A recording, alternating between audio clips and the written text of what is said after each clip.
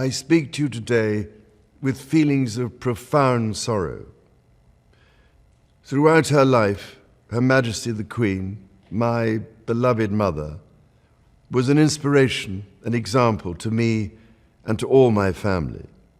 And we owe her the most heartfelt debt any family could owe to their mother, for her love, affection, guidance, understanding, and example.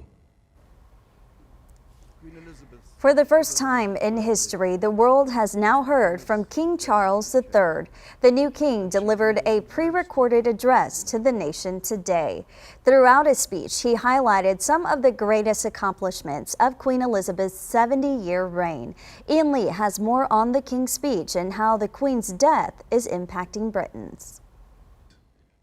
I shall endeavor to serve you with loyalty, respect, and love. Addressing the nation and the world for the first time, King Charles III promised to follow his mother's example of lifelong service. I too now solemnly pledge myself, throughout the remaining time God grants me, to uphold the constitutional principles at the heart of our nation. It was the start of a new era at Buckingham Palace as Charles arrived for the first time as monarch with his wife Camilla, the Queen Consort. It was unbelievable, like just the presence of him, and I was still shaking.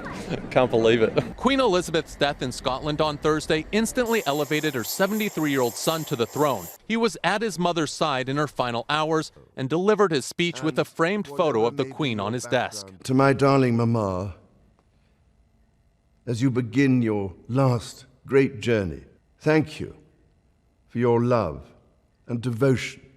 Windsor Castle was one of the Queen's favorite homes, and the public is invited to bring flowers in tribute.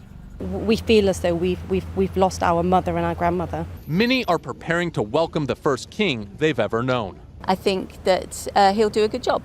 He's been waiting long enough, so I'm sure he'll do very well. After a public viewing in Scotland, the Queen will be flown to London on Tuesday to lie in state before her funeral at Westminster Abbey. With the country now in a 10-day mourning period, thousands gathered at St. Paul's Cathedral for a service of remembrance. Ian Lee, CBS News, Windsor, England. And President Biden made brief remarks on the Queen's death before departing to Ohio on Air Force One today. The president said he did not know the details yet about her funeral, but confirmed he would be going to London for the service. You going to the Queen's funeral, sir? Yes. I don't know what the details are yet, but I will be going. Have you called the king, sir? Have you spoken to the king? I know him. I haven't spoken to him. I did not call him yet. In his speech on Thursday, President Biden said he had the opportunity to meet Queen Elizabeth and that she was, quote, an incredibly gracious and decent woman. And tributes have been pouring in since the Queen's death. Elton John shared this post on social media saying the Queen, quote, has been a huge part of my life from childhood to this day, and I will miss her dearly. Paul McCartney posted this picture of the Queen saying, quote, God bless Queen Elizabeth II. May she rest in peace. Long live the King. Please join me in a round of applause for 70 years of service.